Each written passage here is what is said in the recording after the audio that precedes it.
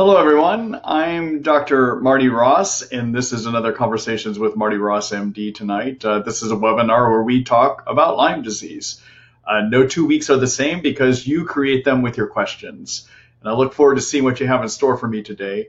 Many of you know that I have recently relocated back to Seattle as I'm preparing to get a practice reopened here. I moved here from Austin, Texas about 3 weeks ago. Seems like longer time than that. The practice reopening is coming along. I think I have identified a facility to lease, and I'm in the process of trying to negotiate that lease at this point, and trying to get a website designed and all the things that go with starting a practice all over again. So I'm not ready to point you to a website yet to start scheduling appointments. I know people are interested in doing that. I hope by the next time we have a webinar in a week that I will have a new website launched with information about how to start scheduling those appointments.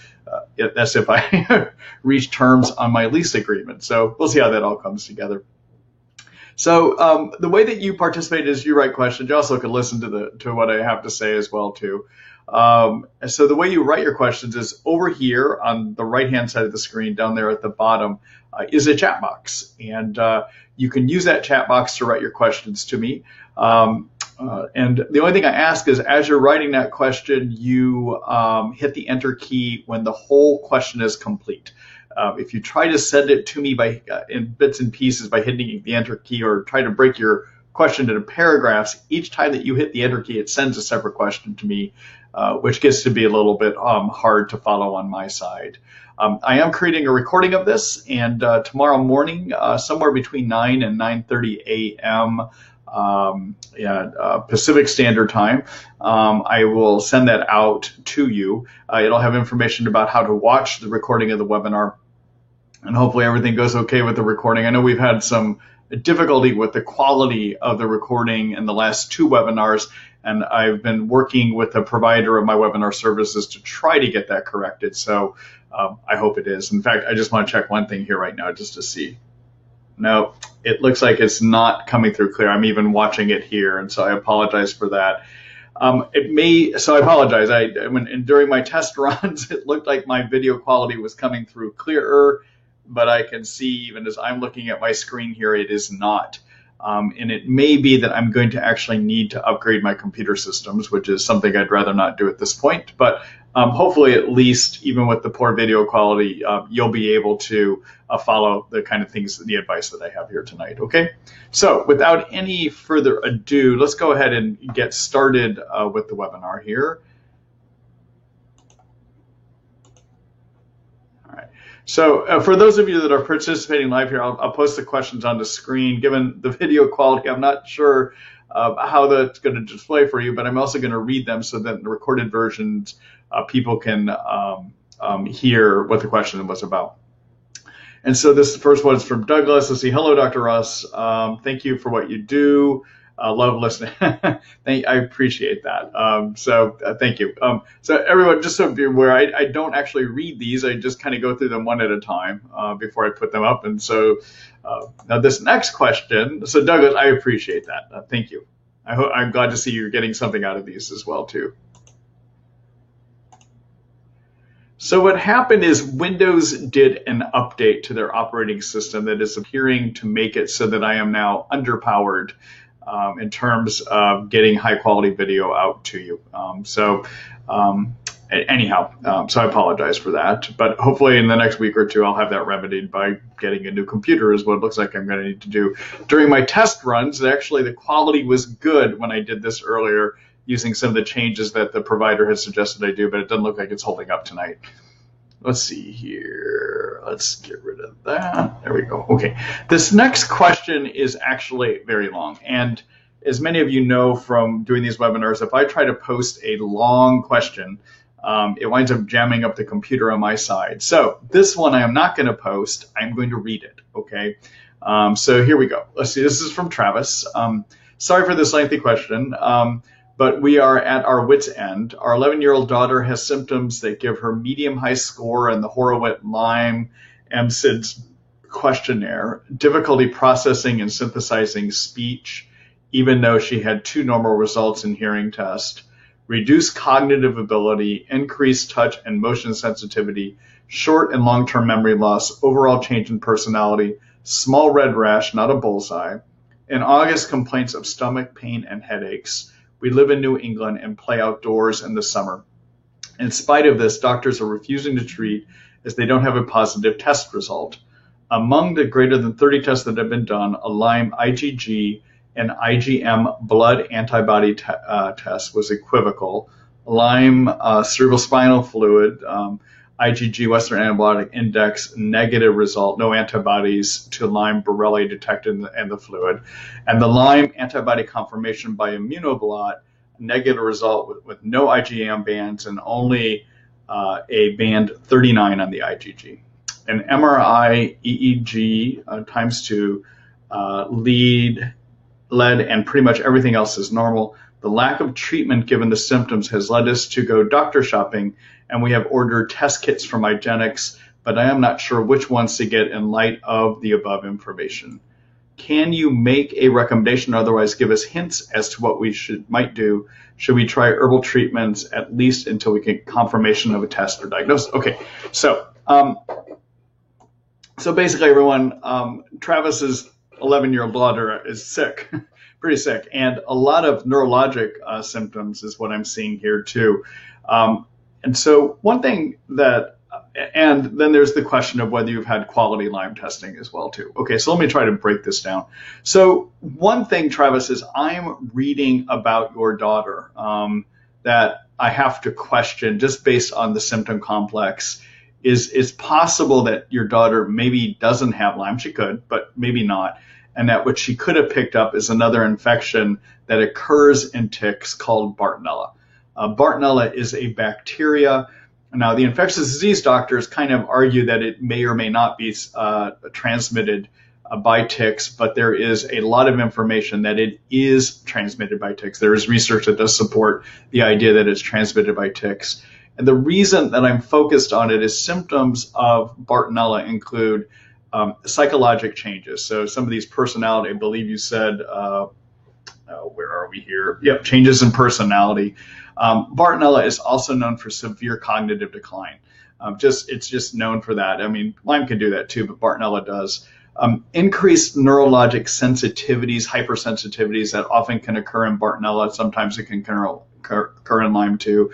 But the thing that's striking me is you've got a daughter with a lot of cognitive, neurologic, psychologic, neurologic, and memory problems, personality changes.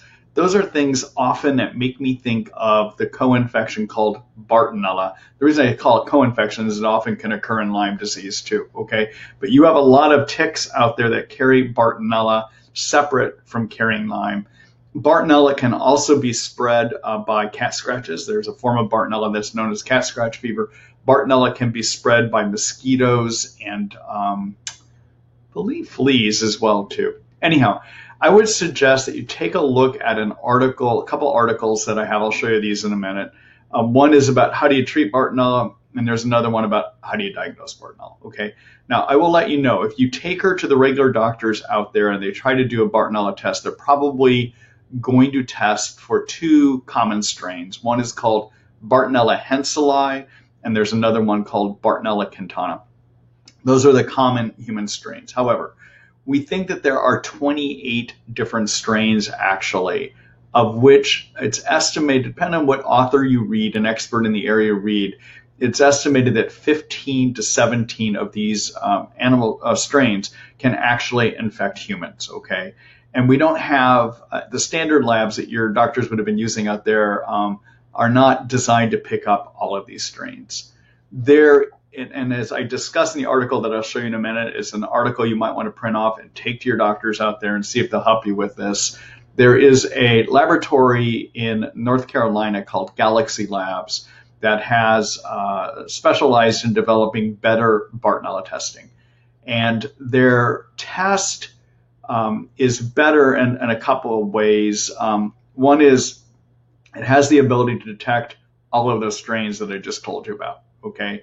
And it uses DNA testing to do that. So it's not measuring just an antibody reaction. It's actually seeing if you can find the DNA of the germ in there.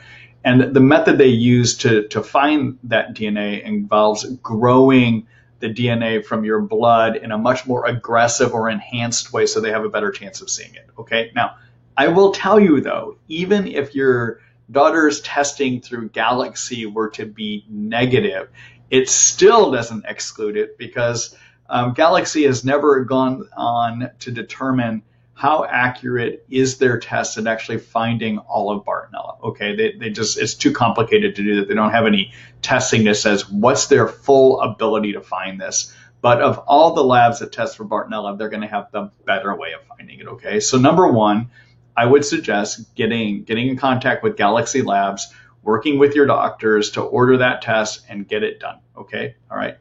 Number two. Lyme testing that is done through the standard labs, which is probably what happened with your daughter, I would say, is not that good. Just put it that way. So that testing uses both something called an ELISA test, which is a screening test, and then a Western blot. And technically, you're normally supposed to get to the Western blot if the ELISA test is positive. ELISA looks to see, do you have antibodies in your blood that could be made against the Lyme germ? And if you do happen to have antibodies against the Lyme germ, then they're supposed to do the Western blot to confirm they really were made against the Lyme germ. Okay, all right. Now, the Western blot technique that most labs use is they buy a test kit that has been approved by the Food and Drug Administration to be manufactured and resold to other labs. All right. And in that FDA-approved test kit, they do a more limited Western blot than what you're going to find being done by a lab called IGeneX. The more limited Western blot that is done by using these FDA kits has the ability to find Lyme if it's present about 60 to 65% of the time, versus the method and technique that is done by IGeneX, according to their in-house testing, has the ability to find Lyme about 70 to 75% of the time. However, IGeneX has gone one step further. They have now developed a newer test that's about a year and a half old. It is called an immunoblot test. It's an immunoblot IgM and an immunoblot IgG test, okay? And that test basically looks to see if you have Lyme antibodies against 8 strains of the Lyme germ, versus the FDA test kit only looks to see if you have antibodies against 1 strain. And the regular IGeneX Western blot looks to see if you have antibodies only against 2 strains, okay, so against 8 strains. In addition, what they've done with this IGeneX immunoblot is they have grown the proteins from a Lyme germ in the laboratory inside bacteria, and then they've genetically modified them to remove parts of those proteins that might lead to false positive results. They removed parts of these proteins that might attract antibodies to them that actually are made against virus infections. Okay, so it's a cleaner test too. So when it comes back positive, the chances of it being false positive are quite low, actually. Okay, all right. Now I'm going to do a screen share here because this may all be confusing. I'm going to point you to a few resources. Okay, all right. So first of all, let's go ahead and do this. All right. So this is my Lyme disease information site. Take a look at the online guide, okay? And then take a look at my chapter on how to diagnose. And then I would take a look at this article, where are we here? How to diagnose Bartonella in chronic Lyme disease. It also applies to just how do you diagnose Bartonella, okay? And in here, I talk about that enhanced Galaxy Labs test that I was telling you about, okay? All right. The other thing, if you're looking at how do you treat Bartonella, and then in terms, well, let me see here. Yeah, I don't think I have it here. Okay, then the other thing you might want to look at is an article I've written on testing for Lyme. And it's a review of the different Lyme tests. And this is where I explain why the FDA test kit that your doctors use probably is not that helpful. Okay. And I even review this Western blot. Okay. And then also this new immunoblot that I was telling you about as well too. All right. All right, now I like this test. This is my favorite test actually because it has the ability, this new immunoblot from IGeneX has the ability to find Lyme if it's there about 90 to 90, I think 93% of the time based on IGeneX's own in-house testing verifying how good their test is, okay? So the Western blot using an FDA kit can only find it about 60 to 65% of the time. The IGeneX Western blot method can find it about 70 to 75% of the time, but their new immunoblot, according to their own in-house testing, can find it about 90 to 93% of the time. So it's a better test at finding it, okay? All right, now, the immunoblot gets confusing. If you're wondering what to do with the IGeneX, I want to just do one thing here. I'm going to pull up the IGeneX order form.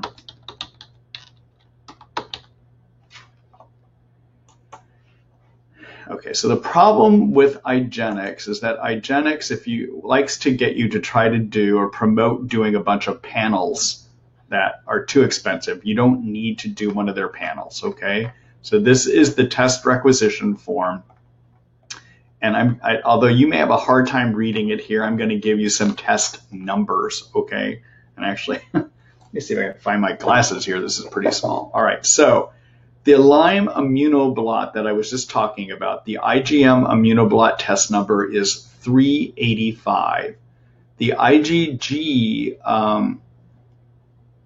I'm sorry, it's 325. You want to do test 325 and test 335 is the immunoblot IgM and IgG. Okay, that's the test. It's going to be more expensive than a Western blot, but it can find Lyme if it's there about 93% of the time. Okay.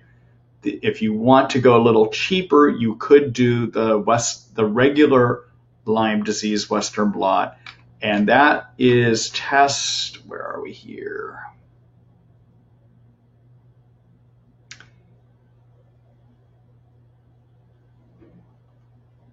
The regular Lyme disease Western blot is test 188 and test 189. Do not get caught in doing one of the expensive panels that IGeneX is going to suggest that you do, okay?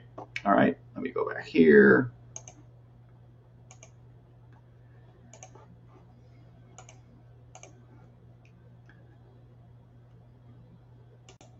All right, so Travis, that's a lot of information, okay? But I question, given this description, if there is a possibility of Bartonella. That would be my thoughts on that, okay? And you might, in terms of helping to figure out if it is Bartonella or Lyme, I'm not sure where you are. You may have told me in this question here, but I would reach out to ILADS at ilads.org. In their contact page, they have a way that you can put in information to try to identify doctors near you or around you that have been trained by ILADS or are members of ILADS. And then generally, if a person is a member of ILADS, it stands for the International Lyme and Associated Diseases Society, that means they also understand Bartonella as well too. Okay? All right. Good luck to you. Good luck to your daughter.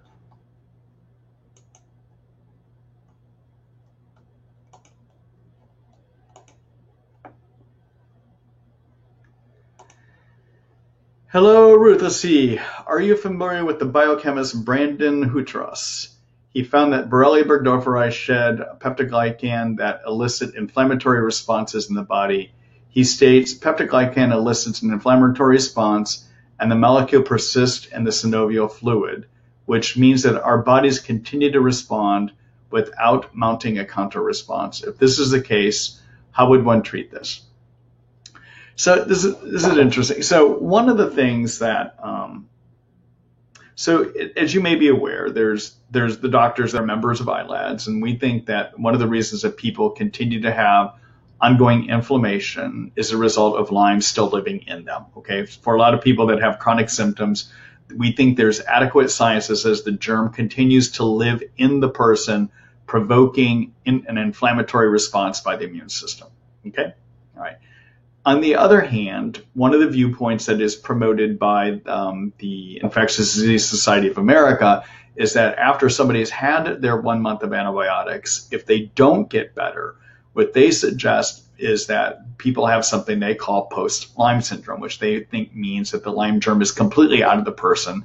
There's no way it could still be there. And one of the reasons, not the only reason, but one of the ideas that they have as to why that person could still be sick and still be inflamed is that there could be residual germ proteins or residual germ parts that are not cleared by the immune system. Okay, so I think that is a valid idea. I do think that, although I think there's significant evidence that for a lot of people that remain ill, it is because the germ is still living in them. I also do agree that for a small portion of people that remain ill, that it may be that their immune systems are not capable of clearing the dead bug parts, basically, which would be proteins in this kind of a situation. All right. So one of the things that I often will do in my treatments, if I've got somebody that I've done antibiotics on for a while, maybe half a year, maybe longer, and they just are still staying inflamed and we're not getting much changes, one of the things I consider, and that would also be one of the things I always like to do, is I have people on anti-inflammatory herbs. Okay, so first step is for anyone, whether you're being treated with antibiotics or you're not, if you've got a lot of inflammation going on, you can try to manage that inflammation by limiting the production by the immune system of a group of inflammation chemicals called cytokines. Okay, and many of you have heard me talk about cytokines many times. All right, so cytokines are good and bad. When a white blood cell sees a germ, they manufacture cytokines to turn on the immune system. Okay, but in Lyme disease and some other situations, sometimes the immune system doesn't do a good job getting rid of the germ, so it keeps trying harder and harder, and eventually it produces too many cytokines, and those too many cytokines actually give you all of your Lyme symptoms. It makes it so you can't think. Those too many cytokines make it so that you have fatigue, your hormonal systems don't work right, makes you hurt all over, can make your nerves not work correctly, can make it so you can't think right. I mean, basically what we call Lyme disease symptoms are actually too many cytokine symptoms, okay? So as a core part of managing inflammation, you've got to get the cytokines down. And one of the herbs that I like to use that does that is something called curcumin. Curcumin is a component of turmeric, okay? And it gets inside white blood cells and turns down the production line, the cytokine production line, okay? All right. And so I like suggesting people do a liposomal variety of curcumin. That's 500 milligrams 3 times a day. Liposomal means it's microscopically wrapped in fat to increase the absorption. And so one thing you want to do that I like doing is 500 milligrams 3 times a day. So if you've still got a lot of inflammation going on, and because of those proteins that might be in there that can't get out, definitely be on curcumin. Okay. Second thing is to try to modulate some of that inflammatory reaction by working with what's called the endorphin system in the body. And so the way you can do that is to use a medication called low-dose naltrexone, okay, or LDN is what some people call it.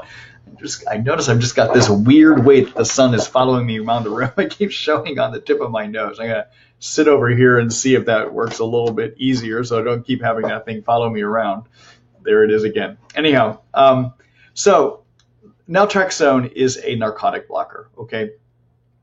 And we make a group of narcotics, if you will, in our body called endorphins. They're like narcotics, all right? And we manufacture endorphins to help regulate pain, but the endorphins that we manufacture also regulate the immune system, okay? And so if you provide a temporary blockade of our endorphin receptors using this medication called naltrexone, what happens is the brain doesn't like it, and it starts sending out signals to the endorphin-producing cells in the body to make more endorphins, okay? Secondly, those endorphin receptors become super sensitive to the endorphins too, okay? So then when the blockade of those endorphin receptors goes away, they get flooded with all these extra endorphins, and they're more sensitive to the endorphins. And one of the things that those endorphins do is they turn down an immune system that is attacking you. Okay, so it decreases the inflammatory reaction of the immune system having turned on you. Okay, all right, I'll show you an article about that. There's good science that shows it's helpful in fibromyalgia. There is some science that says it can be helpful in chronic inflammatory conditions like you see in Lyme disease as well too. Okay. Now, naltrexone, the reason it's called low-dose naltrexone is what we use for people with drug overdoses, all right, narcotic drug overdoses. And it's manufactured as a 50 milligram pill. But when we use low-dose naltrexone, we use it in a dose range beginning at about 1 to 1.5 milligrams a day, and then try to work you up to 4.5 milligrams a day. In that form, it has to be made by a compounding pharmacist, okay? And yeah, so that's why it's called low-dose naltrexone. Oh, one of the reasons that we dose it low is if we dosed it at 50 milligrams, those receptors would never get unblocked. And so they would never have a chance to get flooded by extra endorphins, or even respond to being more sensitive to those endorphins as well too. Okay, all right. So let me show you an article about that. So there's two things I would consider with you. There's no way, I don't have a way to clear these proteins out if they are trapped in you. Okay, there's not a way to do that. But what you can do is manage the inflammatory reaction. And the two ways would be curcumin, and then consider trying low-dose naltrexone. If you are going to do low-dose naltrexone, I suggest giving it at least a 6-month trial to see if it's going to work for you, because the way it's working is modulating, it's regulating the immune system, and doing that can take time to make changes. Okay, all right. So let me do a quick screen share here again.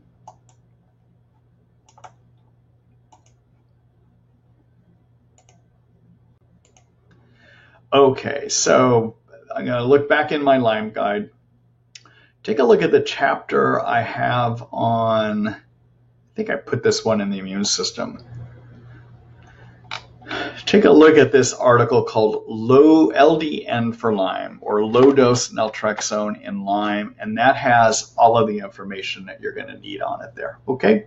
All right.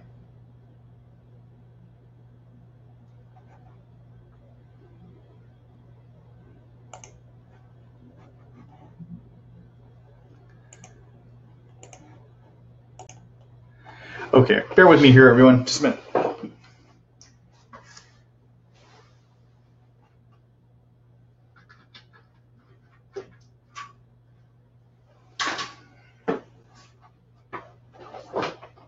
No, that makes it worse. Believe it or not, I'm having trouble with sunshine in Seattle. Just a minute here.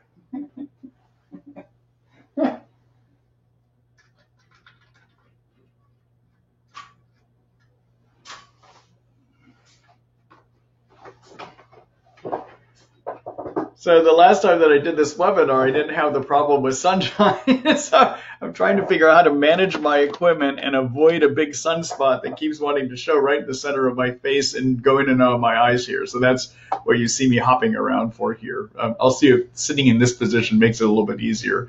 All right, so Ruth, good luck to you, okay? And thank you for that question.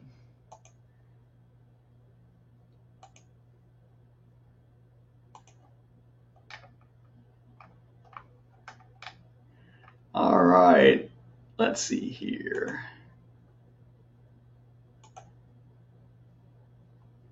Yeah, good. All right, hello, Natasha. Good to see you here. Let's see, hello, Doc. Happy you are back. Thank you. Let's see, I have always had, since this Lyme and mold thing started, the burning from my elbows to hands and from my knees to feet at night when I am in bed. It goes away if I get up and walk around acting like fibromyalgia. Since I had to be taken off all killers for 10 months, and I think what Natasha means is antibiotics, in order to detox toxins and poisons out, the burning started traveling up my arms and into my upper body and up past the knees and into my lower part of the body. I wake up in the middle of the night with my entire body on fire. Could this be from stopping the ban around cemento for so long, which was absolutely necessary at that point? We are going to start it up next month, but wondering if being off them so long could have allowed Lyme to grow or cause a relapse. Currently, my mold numbers are low. Trichosethine, aflatoxin are at their first month, showing not present on real-time labs, and gliotoxin and ochratoxin are lower than many other times over the past 5 years. that I have been testing. Yet, I'm still unable to care for myself fully, especially from pressure on my brain. Still screaming. Could the Lyme, which we thought I might have recovered from, or at least it was not the main concern anymore, be what's causing this burning if it got activated by the incident that caused me to get sicker from a doctor that I am not with anymore? Thank you for any info you may have. Thanks, Doc. Natasha. All right. So everyone, I know Natasha. Okay. So I just want to let you know that. And that's why she's sharing some of this information with me as well, too. But I do want to, other than what she said here, I want to respect her confidentiality as well, too. Okay. So I will address the points that you raise here, Natasha. So one thing that I know from your story is that your mold toxin numbers really took off, and then there was the issue of a doctor, I think, that was a bit aggressive with how they treated you, given your detox ability. I am very glad to hear that your mold toxin numbers have finally fallen, because I think under everything, knowing you from the past and the history you have, those were really keeping you sick. And yes, I know that in the past you had been on the Banderol and the Cemento as a means of keeping Lyme under control. Although it is possible that Lyme was not the big problem, okay? But here's the thing. When any antibiotic we use, whether it is prescription or herbal, likely has anti-inflammatory effects, meaning they just don't kill germs, but they have the ability to decrease inflammation. And so one thing that could be happening is this burning pain you have sounds like neuropathy or nerve inflammation. Why it is getting worse necessarily at night times, I can't say for sure. It may have something to do with pressure on your nerves as you sleep. They're already inflamed, and then you have pressure on them in the kind of positions you sleep, which just may make that inflammation and pressure on the nerves even worse, leading to more nerve pain. But that burning quality is a nerve pain, and probably part of it is inflammation. Now, what could be inflaming the nerves? Well, toxins, okay, but you've already said those numbers are getting better. Lyme could be doing that, but also just not doing anything to control the ongoing inflammation from having had the toxins too, okay? So I don't know for sure whether this means your Lyme has gotten active or not. It could be. I would need to ask a lot more questions to help figure that out. But the one thing I would point out is, regardless of whether Lyme is or is not active in you, the Banderol and Cemento may have been helping by being anti-inflammatory. Okay, all right. Now, I suspect, and so I think it would be a good idea to get back on those, but knowing of your history, I think it would be a good idea to go low and slow. And you know what I mean by that as well, too. Okay.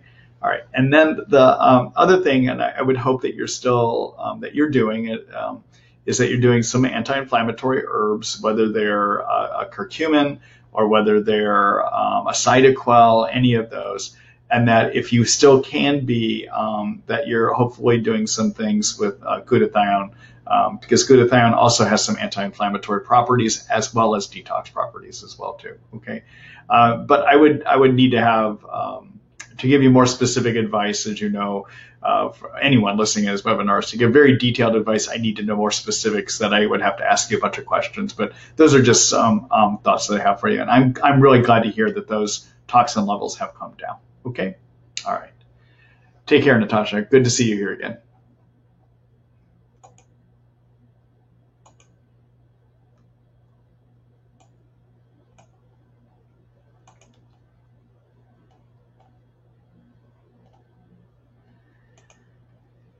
Hello, Cindy. Let's see here. Welcome back to Seattle. It's good to be back, actually. I'm avoiding sunspots. Kind of interesting, but anyhow. Let's see. My Eugenics results. IgM positive for bands 31 and 41. One positive for 31 and 41, and 2 positive for band 23. IgG only indeterminate for band 41, negative for all others. How do you read these results? I understand IgM and IgG generally, but what do these results mean specific to Lyme? Why could I not also test for IgG? I have been symptomatic starting in January of 2018, diagnosed July of 2019, so who knows how long I've had Lyme. Thank you for so much for these Q&A sessions. You're welcome. Okay, so this is a really fascinating thing about Lyme. Not fascinating if you have Lyme, but at least from a medicine, there's that sunspot again. From a medicine standpoint, I gotta sit back here. I like sitting closer to the computer, but I'm gonna sit back here so I can avoid that sunspot that keeps showing up. So in all infections, what happens is when we first get sick, our immune system make antibodies from the family called IgM. Okay, we make IgM antibodies. They're considered to be the acute antibodies. Those are the antibodies. So antibodies, everyone, are made by white blood cells to help. One of the things they do to fight infections, and they're supposed to attach to a germ. And once they're attached to the germ, that allows other immune cells to come in and gobble up that germ. Okay, it's kind of like a way of identifying a germ that's supposed to be removed. Okay, all right. All right, and they're proteins, and there's two families. There's IgMs that are supposed to be made acutely, and then they're supposed to eventually go away, and the immune system is then supposed to start making IgG antibodies, okay? All right, and that usually is supposed to happen somewhere, depending on what infection it is, somewhere around 6 weeks to 3 months. Now, there's some interesting studies that say that about 40 to 50% of people with Lyme that have Lyme have had it for a while continue to make IgMs. Many of those never start making IgGs, okay? Now there's a lot of theories out there as to why that happens, but the truth is we don't know why it happens. But the phenomenon in about 40 to 50%, at least according to some of the studies, and about 40 to 50% of people with Lyme, that they never convert over to making IgGs, or even if they do, they may still keep making IgMs, okay? One of the theories for why that could happen is due to a phenomenon that happens with Lyme that we do know about. It's called epitope switching. What that means is there's what a germ covering is made up of is a layer of fat into which many kinds of proteins are embedded, okay? So like protein 31, band 31, that's a protein that weighs 31 kilodaltons. Band 41 that you just reported here, that's a protein that weighs 41 kilodaltons, okay? And there's many copies of those and many different kinds of proteins, and they get embedded in the covering of that germ, okay? So with the germ's appearance to the immune system is composed of fat into which various proteins are stuck. So what happens in epitope switching is those proteins at random to their neighbor can bury themselves in the fat and then pop back out. They may even turn around and present a different part of the protein when they pop back out, okay? So what that means is the germ is constantly changing what it looks like, and many of us think it means to the immune system that it's constantly giving a new presentation. So one of the things that may be happening is the immune system may be getting tricked into thinking it's seeing a new infection and keeps making your IgMs, okay? That's one theory why it happens, okay? Another theory is that Lyme, basically, when you get a Lyme infection, it infects the type of white blood cell centers where IgMs, the type of white blood cells that are eventually supposed to start making IgM, it destroys them. It makes it so that your body can't have the capability of making those IgGs against Lyme, okay? That's another theory.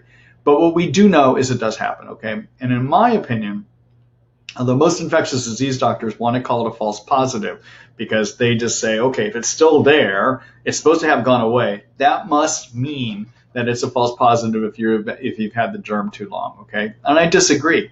The way I interpreted it is it's definitely proof you had Lyme in you at one time.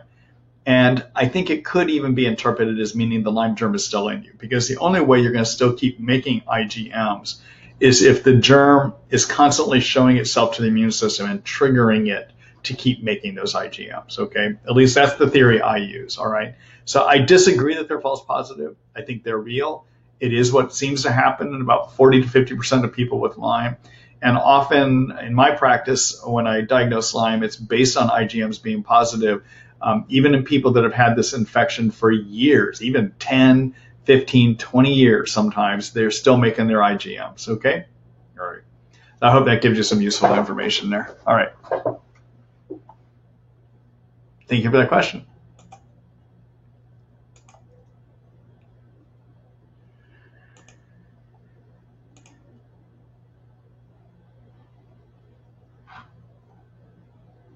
Let's see here. Hello, Ruth. Let's see here.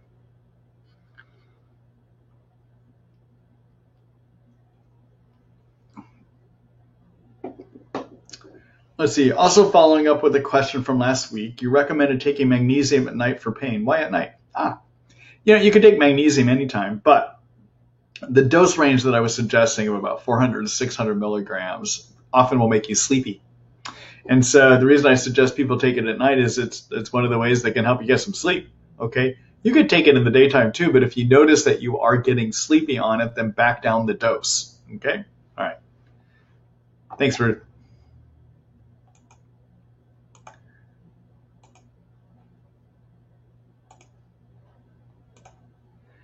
Hello, Sarita. Let's see. Hi, Dr. Marty. I took a urine DNA Lyme panel that was positive for Bartonella bacilliformis, Bartonella hanseii, and Ehrlichia chafensis, which were probably contracted a year before. I then took ABART for 3 months. So ABART, everyone, is a Byron-White formula for Bartonella.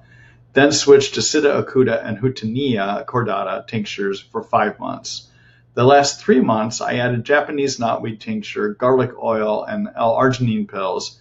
Would you recommend retesting? If so, how long would I wait after treatment to get an accurate result? Or how long would it take to potentially start feeling symptoms again if I'm still infected?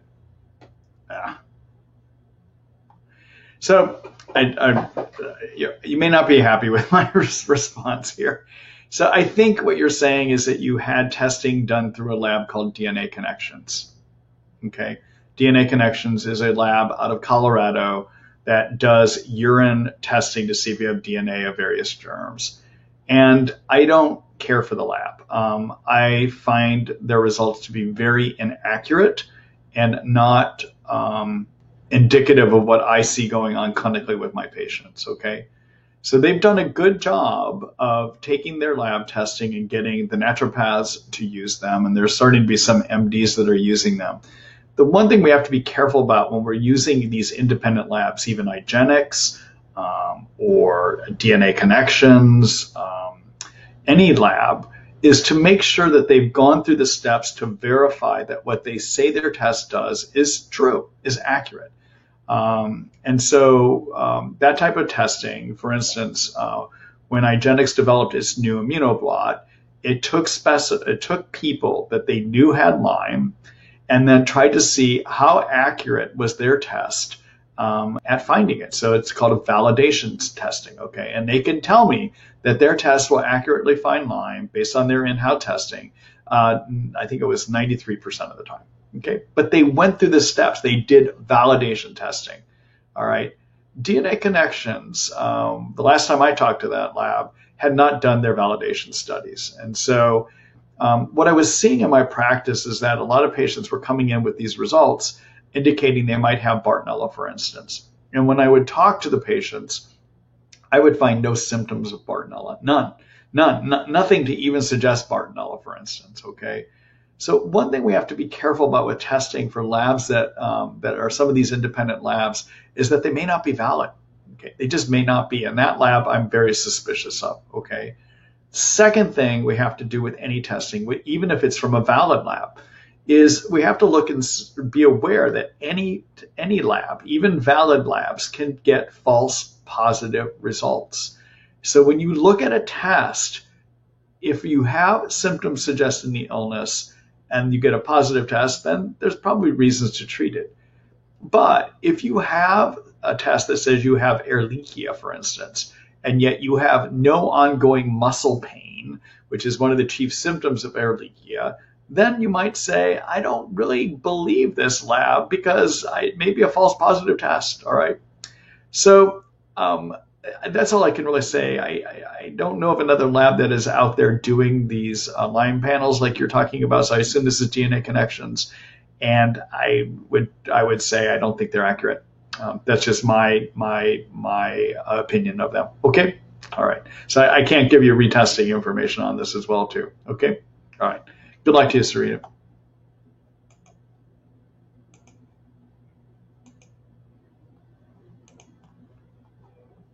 Mike says hi. Hi, Mike. Thank you for your hi.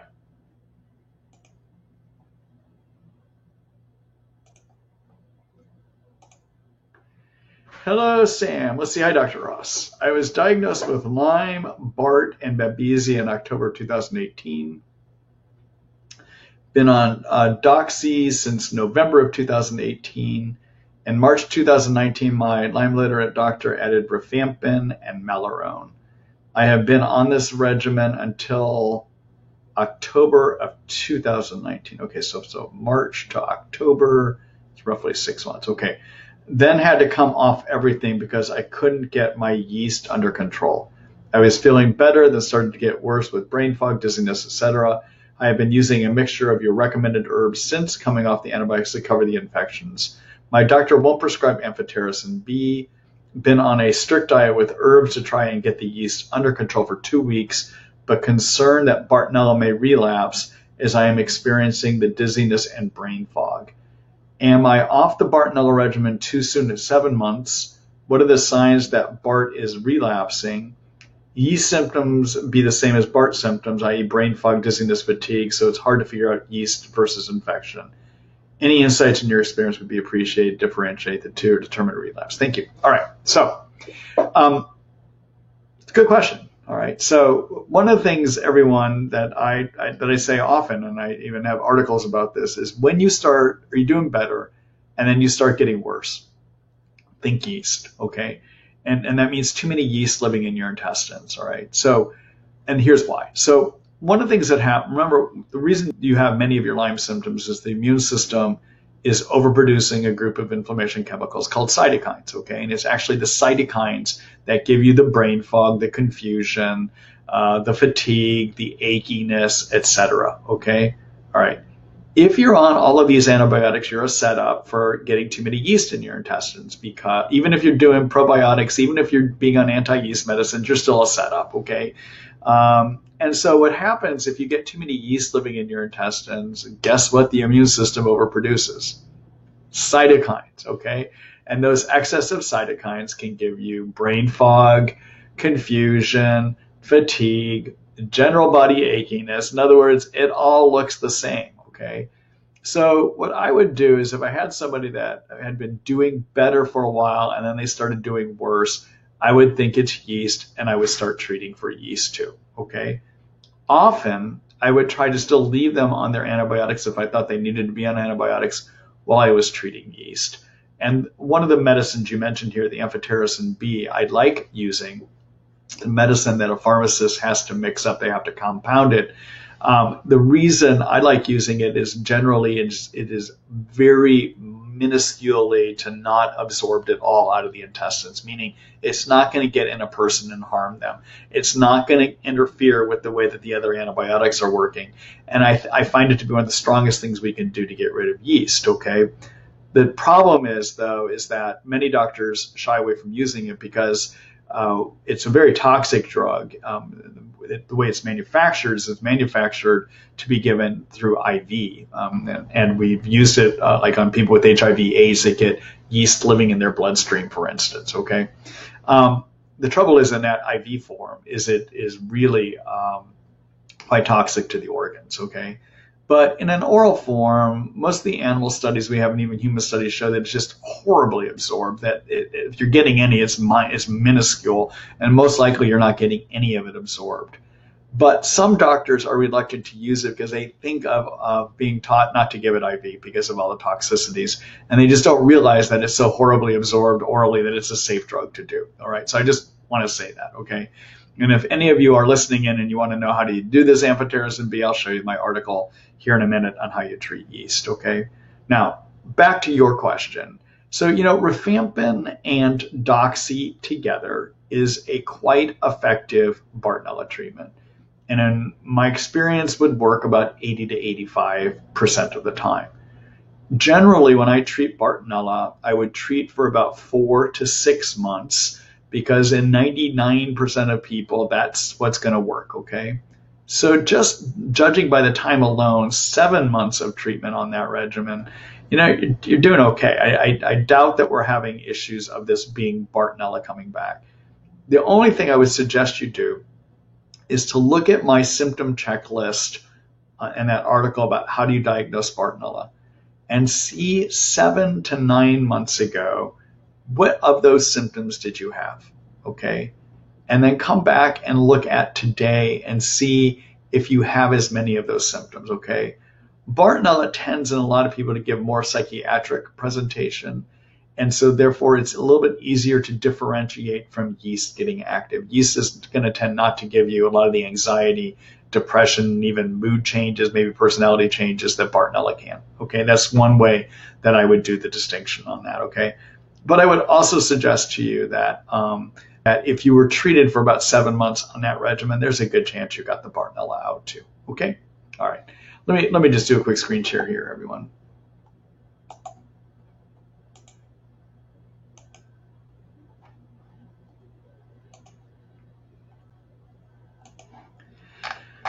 All right, so let's go here. So I'm going to look at, so again, in terms of how do you diagnose Bartonella or that symptom list, take a look at this article as a Bartonella. I have a symptom list that you want to look at, see what those symptoms were then that said you had Bartonella, and see if you still have a lot of those or not, okay?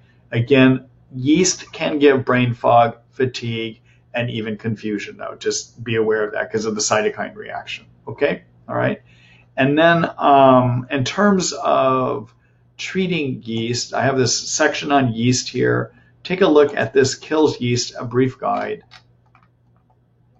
And in here, I talk about one of the alternatives being this amphotericin B. Okay? So for those of you that are wanting to discuss this idea with your physicians, you can take a look at it. You could even, right click on this thing and do a print and print off the whole article if you wanted to. Okay? All right.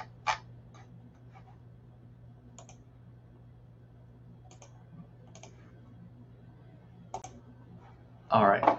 Sam, good luck there, okay?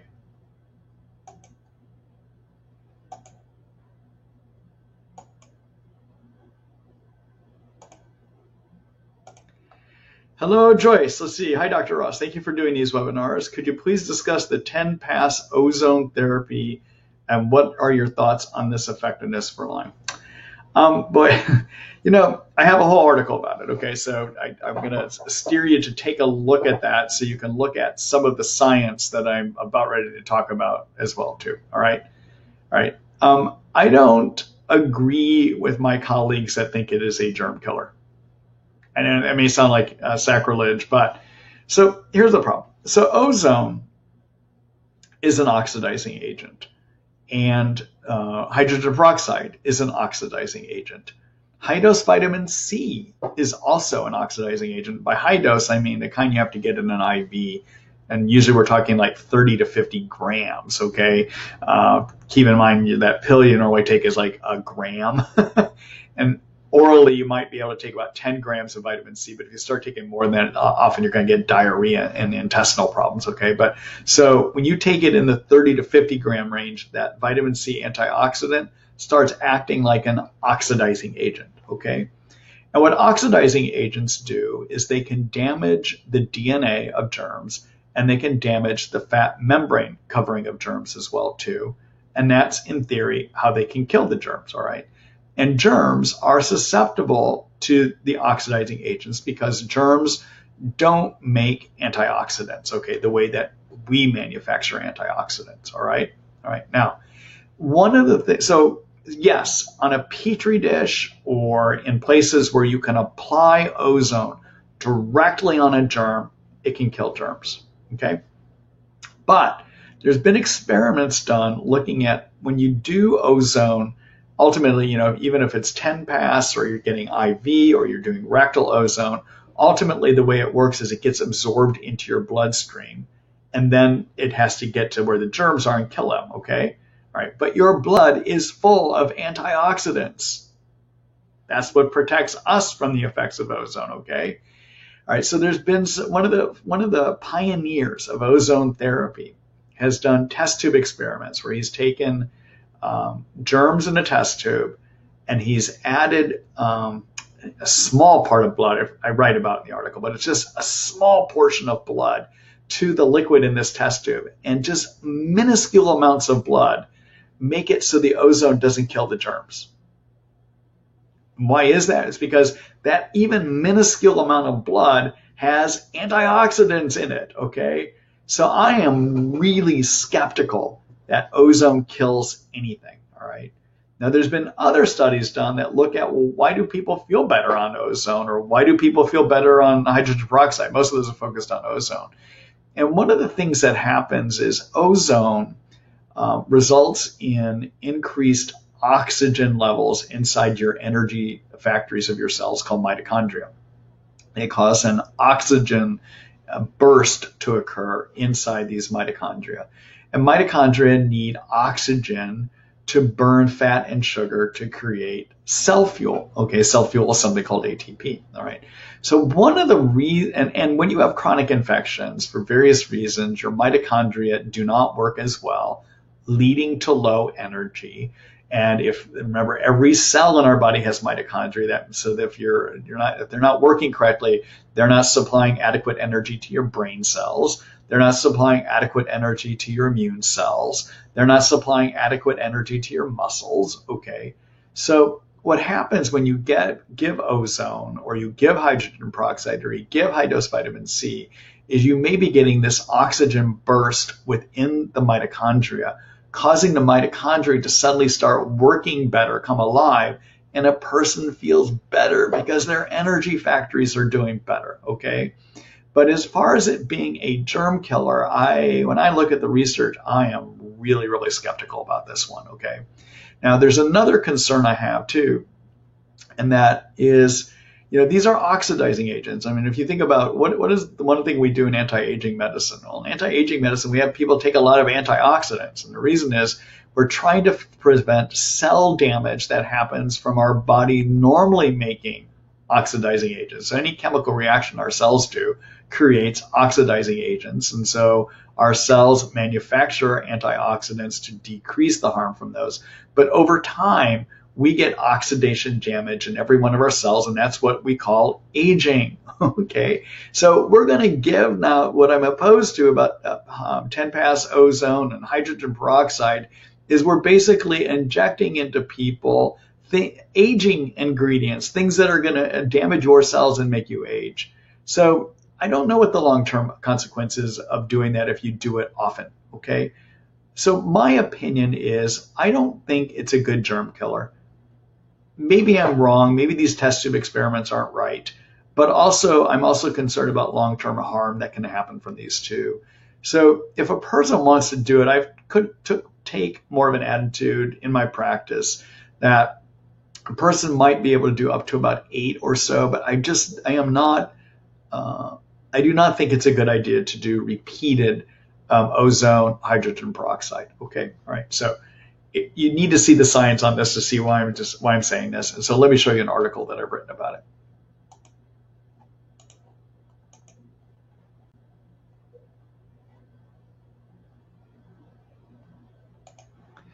All right, so let's just do here. We'll do ozone. Yeah, there it is. Okay, so it's called ozone, hydrogen peroxide, vitamin C, UV blood irradiation, and Lyme. Okay, those are all oxidation methods. Okay, take a look here. You'll see that I give the references to some of the articles that I was just describing to you as well. Okay, all right.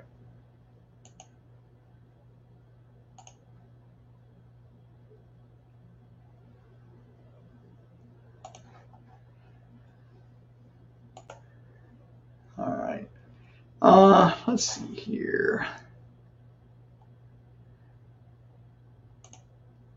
All right. Thanks for that question, Joyce. Good luck to you.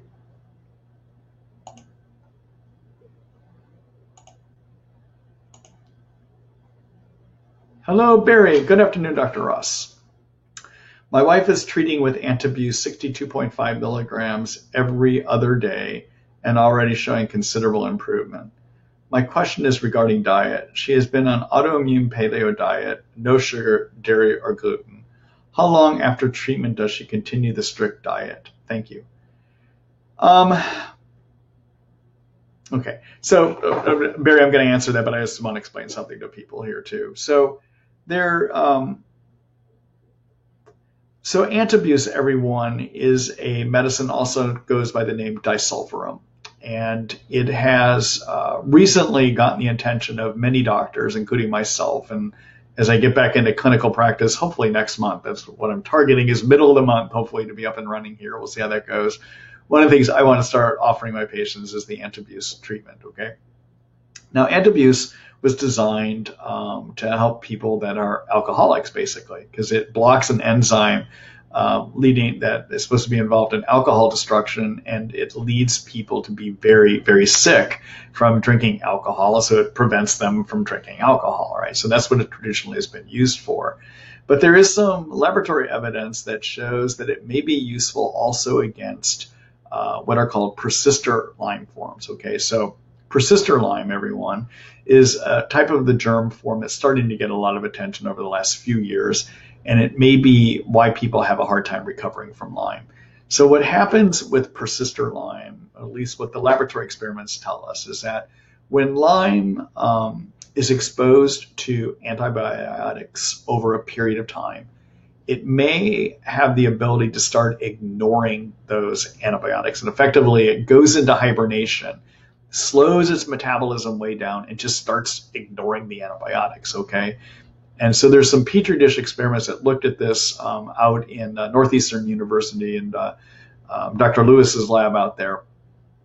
And these came out about 4 years ago. And those Petri dish experiments showed us that if you use antibiotics, the germ, about 25% of the Lyme germ forms would go into this hibernation form or this persister form. And that if you stop the antibiotics long enough, they would wake up again. And then the antibiotics would start working. And in those experiments, if they started and stopped the antibiotics 4 times, they were able to wipe out all the germ forms. And that's why a number of years ago, some of my colleagues were starting to do a lot of pulsing of antibiotics, okay, based on those results. There's been subsequent research that says the pulsing may not be the way to go, okay, that it may not work. But anyhow, that's what we learned back then. But those experiments were very useful because they showed us that Lyme can develop into persister forms, okay? So that has sparked a bunch of research now looking at what can we use that might treat these slow-growing, hibernating forms of Lyme, okay?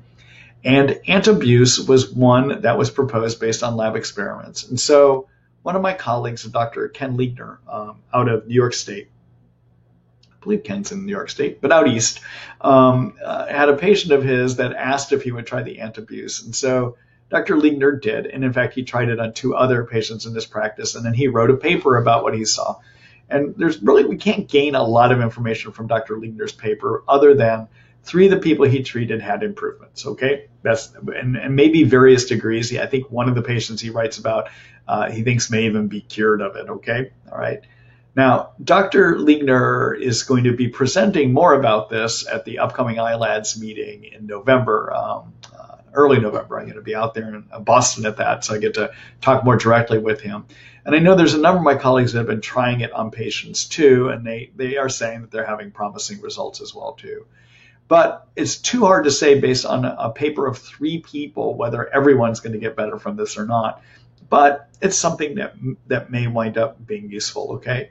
Now, as I understand it, in Dr. Liegner's 3 patients, he had them stop all antibiotics together and just use the antabuse, all right? All right, so if your doctor has been doing this the way that Liegner would, which is not to use other antibiotics, what I would suggest is probably still staying low on the sugar for up to 1 or 2 months after stopping the antibiotics. I don't consider antabuse to be a classic antibiotic, okay? The issue with classic antibiotics is they knock down the good bacteria in your intestines, which allows yeast to grow too much.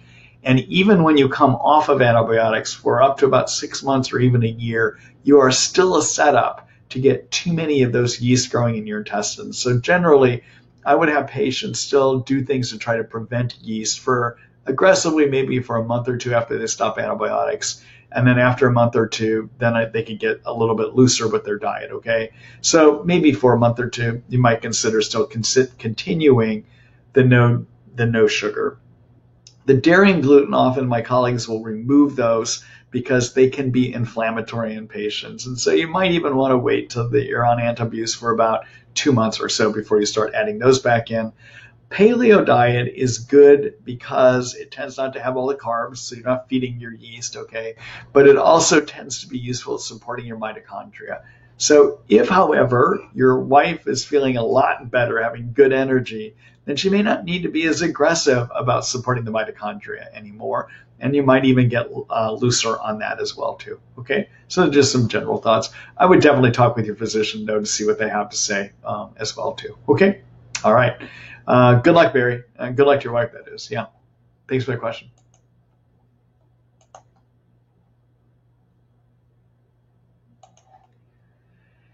So let me just do a quick screen share here again. Okay, so yes, I have an article about the antabuse, all right? All right, so if you want to read more about the research and what some of my colleagues are doing, this is the article. It's called, "Is Antabuse the Magic Bullet for Chronic Lyme Disease?" And my conclusion is maybe it is, but I think it's still too early to tell. I think we need to get more experience with any of us using this to see what we learn. Okay? All right.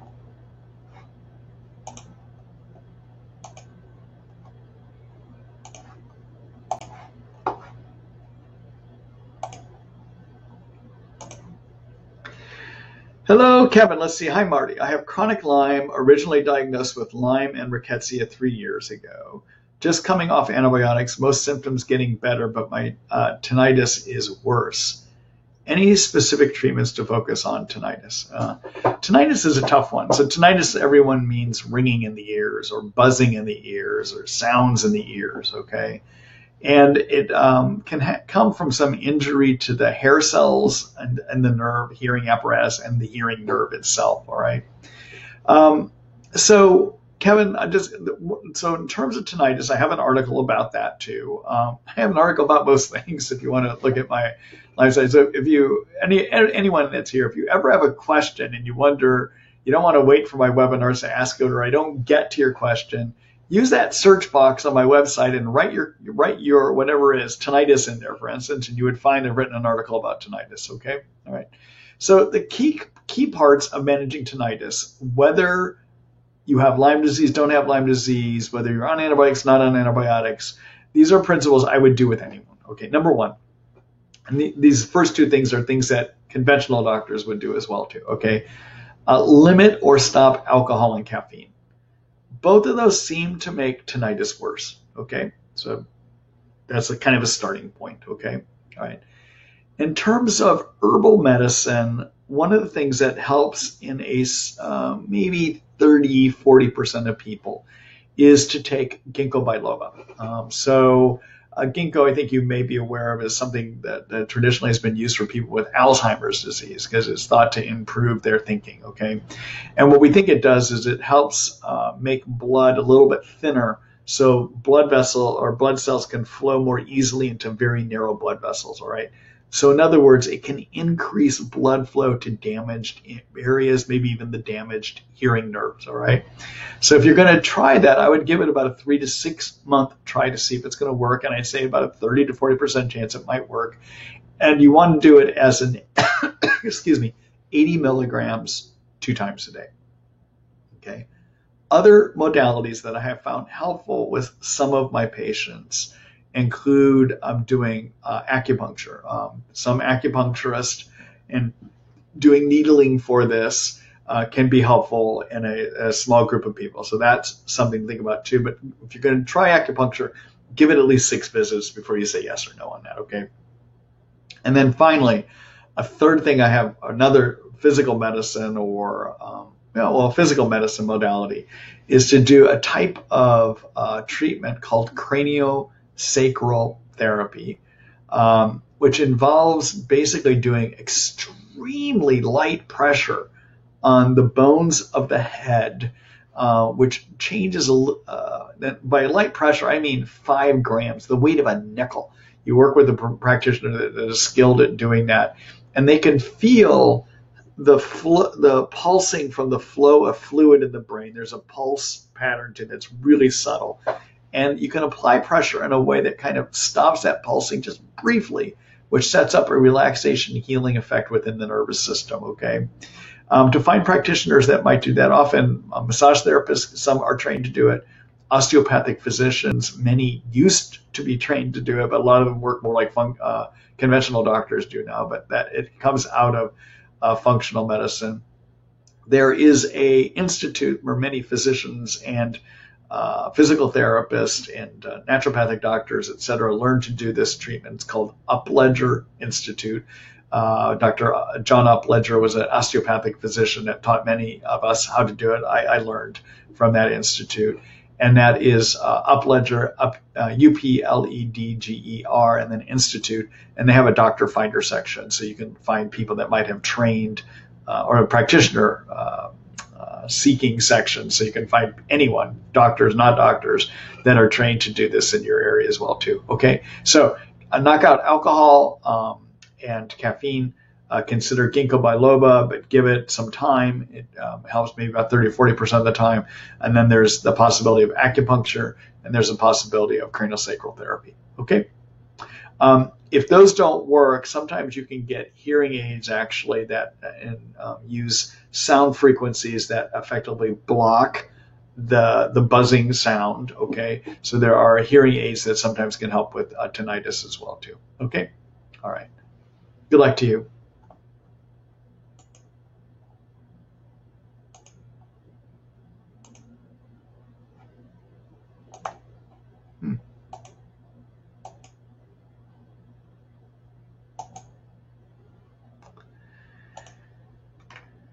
Wow.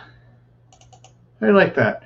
Kevin, I'm not able to get your question to go away, but I can still try to read some of these other questions. Let me just see here. Hold on here a minute.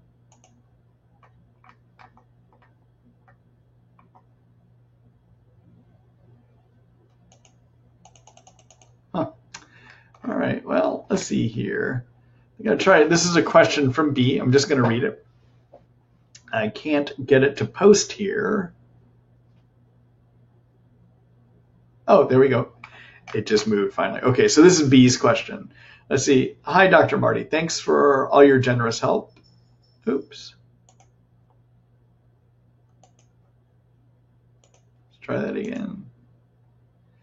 Let's see. Hi, Dr. Marty. Thanks for all your generous help. Is it true that antibiotics treat BB only when it is replicating, and that the rest of the month there is no kill-off, which means for 3 weeks per month, the antibiotics are useless? This info came from a functional medicine practitioner. So, in general, when any germ is replicating, antibiotics tend to work best, okay? But I don't think that means that antibiotics are not working the rest of the month. That's not been what my experience is. I think that's more of an opinion than it is based on reality, okay? All right. Thanks for the question.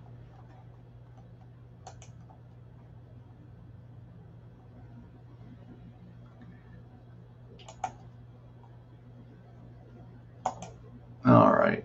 So this next question is from Douglas, and I don't know why, but suddenly I'm not able to get these old questions to go away, but I can at least still read these questions. So this is from Douglas. Hi, Douglas. Let's see. I mentioned last week that I take nystatin, mouth rinse, and fluconazole. It's been about 7 days on the med. Seems like it may be getting worse. Is that normal? Throat is scratchy and feels like something in my throat. Also on the top of my mouth, I get a few hard bumps that come and go. Also, my left ear has been popping and cracking a lot, and some sharp pain in my ear once in a while. I'm concerned something else might be going on. What else can mimic candida? Also, please touch more on transfer factors.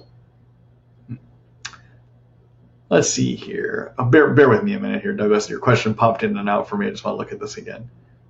I stand for fluconazole. It's been about 7 days on the med. Seems like it may be anywhere. Okay. So one thing I would encourage you to do is have your doctor look in your mouth, okay? Because I don't get the benefit of looking in there to see, does this really look like candida or not, okay? So that's one thing I would definitely do. Can things get worse before they get better? Yeah, I have seen that happen, because sometimes it takes about 2 to 3 weeks for things fully to start changing on a yeast treatment, okay? So But I would definitely make sure, I would encourage you to have your doctor take a look in there to see what's going on. Okay, all right. In terms of transfer factors, many of you may be signed up for my email list, and I send out an article today. I think that's very thorough, Douglas, that says about transfer factors and how they work and which ones you might want to use. Okay, so I'm not sure what else to say about them other than to point you to an article in case you didn't see this article about transfer factors. So let me show you that here. So transfer factors, everyone, are made by white blood cells to help target the immune system to fight certain infections or remove toxins. Okay, and you can also take transfer factors to help even boost your immune system to target certain infections. So let me just show you this here. So I have a whole article about transfer factors and how they work, how they boost your immune system, how they target it towards certain infections. And then in that article, I describe transfer factor products that are made by a company called Research Nutritionals, and under which situations would you want to use each one. And I talk about how to dose them as well too. Okay, so take a look there.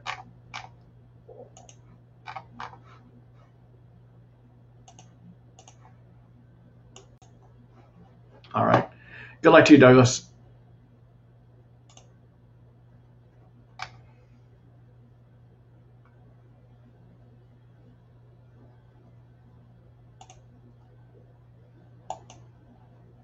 All right. So this next one is from Fran. And again, I'm having trouble posting these things right now. But anyhow, Fran says, any suggestions on how to find a Lyme-friendly physician for general medical care, someone who won't discount my chronic Lyme diagnosis? You know, that's tough. So the only thing I can suggest is generally doctors that are trained in functional medicine, generally, not everyone, okay, but generally doctors that are trained in functional medicine tend not to discount Lyme disease. And also naturopathic physicians tend not to discount Lyme disease, okay?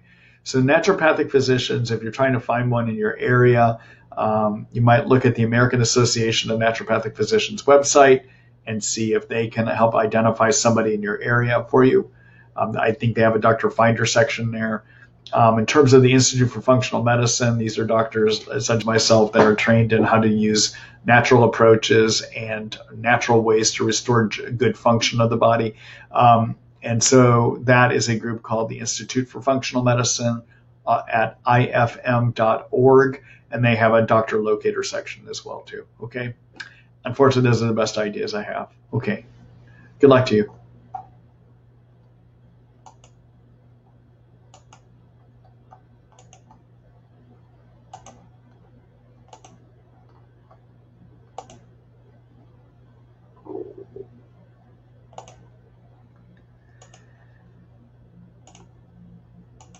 All right. Hello, Kevin. Let's see. My wife also has Lyme. From me, we suspect, and developed a skin rash across the arms identified as a granulare and annulomac.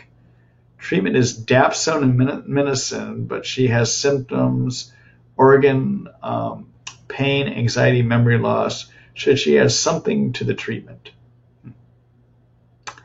Kevin, I'm going to have to pass on this one because I don't recognize what you wrote here. And so I can't say what is the best way to treat that. Okay. I'm not sure if you're writing the right term down or I'm confused by it. I'll put it that way. Okay. All right. I'm sorry about that. And good luck to you and good luck to your wife.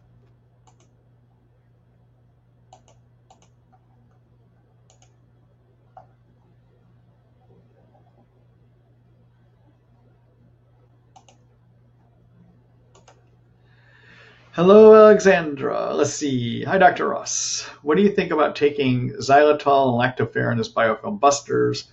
when the best time to take those products. I don't have any experience using those as biofilm busters, and I'm not clear how they would actually work to do that. Okay.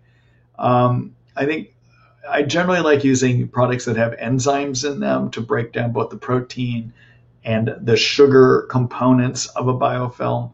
I also like using products that have combinations of things in them that block the way that germs in biofilms communicate with each other. And so, products I like using are either to use lever kinase as an enzyme that breaks down. There's another product called BioDisrupt by Research Nutritionals that works in a variety of ways, including making it so the germs don't talk to each other in a biofilm, and various enzymes that break down that biofilm. Another thing that can work quite well is Biocidin, that also works in similar ways to what the BioDisrupt does. Okay, so I'm just not familiar with xylitol and lactoferrin being used. All right, so for my approach for breaking down biofilms, let me just show that to you here real quick.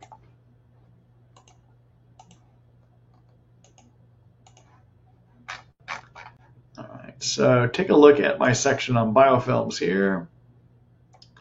And my overview article is this one called Biofilms, Lyme Disease Gated Communities. Biocidin, again, works at numerous angles on biofilms. In this biofilm article, I talk about that BioDisrupt. I talk about lever kinase. And believe it or not, Otoba bark and Cascala tinctures do a great job on Petri dish experiments of breaking down biofilms as well, too. Okay? All right.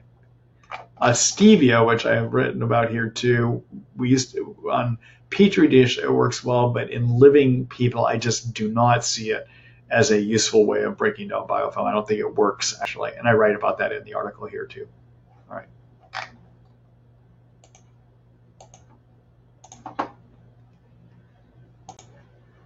All right, thanks for that question.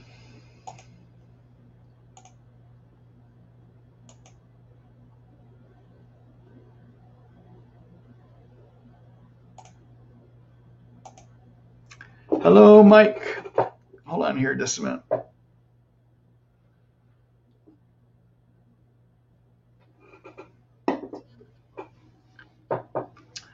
See, I've been dealing with Lyme since 2003. Big problem still with altitude. When I go approximately 150 feet, my head seems to swell inside, and the pressure does not feel relieved until I get down to a lower elevation. I live at about 101 feet, and I'm reasonably okay. However, due to a cancer diagnosis and related financial issues, I may have no choice but to move, and it will most likely be to a higher elevation. If I stay at a higher elevation, I do not acclimate. The pressure is intense until I get back down to a lower elevation. Dr. Ross, I saw you a few times in Seattle. Glad you're coming back. Any suggestion for my elevation issues? It's a major problem for me. Mike, I don't remember you because I don't remember somebody having described this kind of a symptom problem. I would remember if you had described this to me before. I think I would remember, but so I'm sorry to hear this.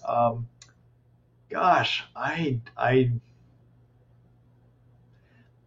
so in general, when it comes to elevation, what I do know is that when people make major elevation changes, like they go from sea level, and at 101 feet, you're not that much above sea level. When people often go to from sea level up to 10,000, 14,000, 15,000 feet, they can have more difficulty with Lyme. And one of the reasons we think that is that there is less oxygen pressure or less oxygenation of the blood. It seems that more oxygenation of the blood seems to help people with Lyme, and it may be that oxygen, one of the things it does in your blood is it can kill germs. It can help keep the Lyme under control. But that's what I'm aware of from people going through major elevation changes. We're not talking much here, and even at 101 feet, you're not that high up at all. I honestly don't know why. If I were seeing somebody with this kind of a complaint, I might try some alternative techniques just to see if we get that head pressure relieved. And one of those things I would consider would be to do the craniosacral therapy, but I can't say it definitely would work or not, but it has a way of adjusting pressures in the head basically. So, yeah. You've got me stumped on this one, Mike. I'm sorry about that. Yeah. Good luck to you.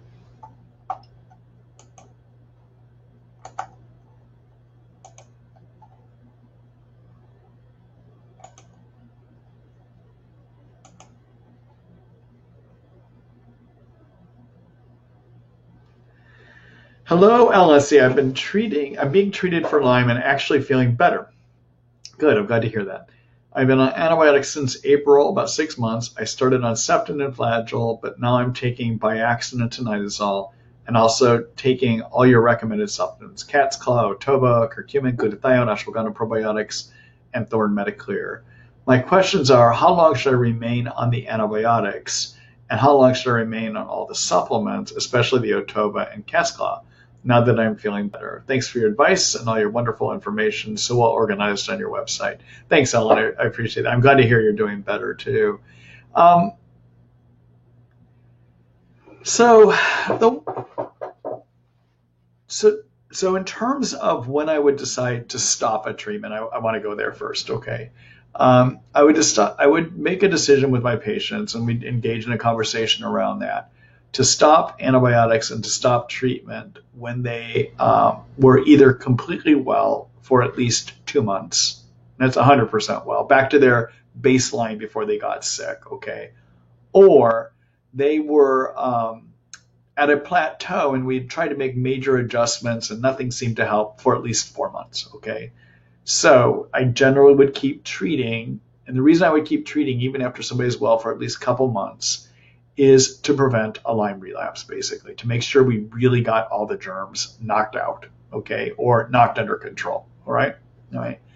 Now, in your situation, being that you are both on prescription antibiotics and herbal antibiotics, being the Otoba and the Cat's Claw, if you're doing better, you could start pulling back and not be as aggressive, okay? So, for instance, you could choose to stay on your Biaxin and Tinidazole and decide to stop the Otoba and the Cat's Claw. They're kind of replicating each other, okay? Or you might consider talking to your provider and maybe coming off the prescription antibiotics and just seeing if the Otoba and the Cat's Claw would be enough to carry you forward. In my clinical experience, I found that they help, they work as well as prescription antibiotics. I'm sorry, let me rephrase that again. That Otoba and Cat's Claw help people about 85 to 90% of the time, which is the same chance I give any 2 prescription antibiotic combinations, okay? So they can work pretty good. So if you're doing significantly better, you might consider even coming off the Biaxin and Tinidazole, and that would be kind of nice, because that Tinidazole is kind of a drug that just makes you feel icky. It just as a side effect can wipe you out, okay? If you are doing significantly better, you might consider pulling back on that glutathione, because that Metaclear that you're on has a number of things in it that actually promote your body's own production of glutathione too, okay? But I would probably still continue taking the curcumin, and I would continue taking ashwagandha, which helps your body adapt to all this, probiotics, because you want to prevent yeast from happening in the intestines as well too. Okay, so those are some thoughts. All right, good luck to you all, and I'm glad you're doing better.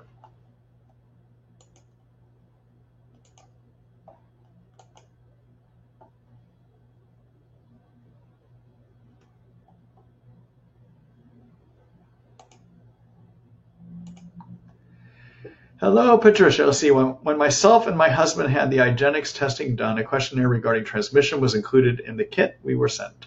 IGeneX would therefore seem to have a vast amount of data. Where to date is the accumulated data from these questionnaires? I and many of my Lyme friends would also love to see the results. I honestly don't know, Patricia. That's a good question.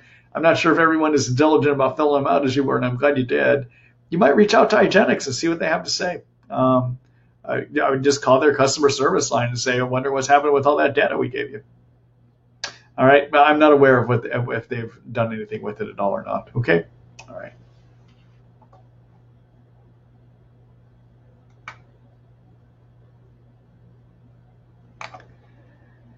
All right, I'm going to take one more question here. And this is from David. Hi, David. Let's see. Dr. Ross, thank you for your webinar. You're welcome. My question is, can Lyme, Bartonella, and tularemia mimic or manifest other diseases like MS and ALS? What tests can differentiate between Lyme, its co-infections, and MS, ALS? Also, can viruses cause these symptoms as well? What testing methods can help with providing a more accurate diagnosis? I have been diagnosed with tularemia. Suspected Bartonella and Borrelia results was equivalent. Okay. So what I can tell you is this. I'm not familiar with tularemia being a cause of MS and ALS. I'm just not familiar with it. I'd have to look into that a little bit more. Okay. So ALS, which is also Lou Gehrig's disease, and MS, multiple sclerosis, are what I would like to call neurologic constructs. Okay, what do I mean? It's a term that neurologists apply when they see certain lesions in the brain or the spinal cord and certain symptoms, all right? But it doesn't say what causes those problems, all right? So if you have certain lesions in your brain and they come and go at a certain frequency, we call that MS. And if you start having certain lesions up and down your spinal cord along something called the dorsal ganglia, the dorsal nerve root of the ganglia, then you have something called ALS. But it doesn't say what the cause is, all right? So both of those are syndromes. And what it means is there may be multiple causes. And what I would tell you is in some people, the cause could be Lyme and the cause could be Bartonella. I don't know the tularemia. I haven't seen that before, okay? So one of my colleagues, for instance, that was practicing for a while, and I don't believe is practicing now, Dr. Marks out of Colorado Springs, is a physician that had Lyme and also had, I believe, co-infection. I think he had Babesia, if I'm correct. But he at one time was wheelchair bound and dying, basically. And they discovered he went on a trip, I believe, down to the tropics. And while he was on medicines to prevent malaria, started doing better with his quote unquote ALS.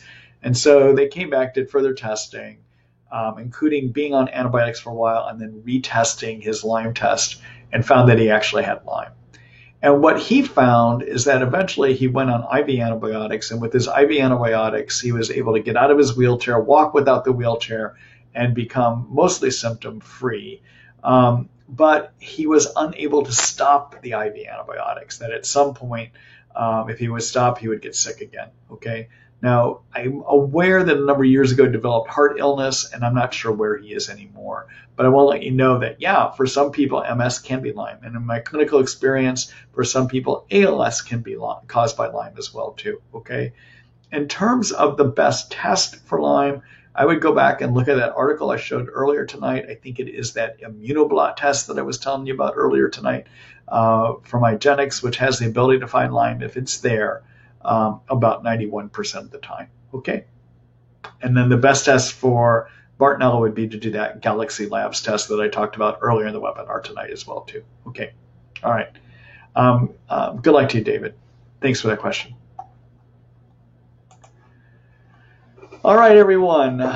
Thanks for being here tonight. Again, I apologize for the video quality. This started happening after a Windows 10 update, and I thought I had it fixed because in my test runs, after I did a fix that was suggested by my webinar provider, that took care of it, but I know that we did not have good video quality again tonight, so I apologize for that. I think I'm going to be stuck with getting a new computer. Darn it. Given that I'm starting a medical practice, it's not where I exactly want to put my resources right now. I've got other resources going out to get that re-going again. But anyhow, so hopefully by next week, I have a computer that handles this better and we have clearer video.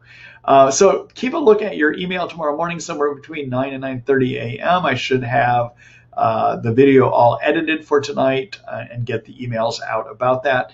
If you happen to miss that email, know that I put it on the webinars page. Also in the morning, I put it on the home page of treatlyme.net. That's Treat Lyme by Marty Ross, MD.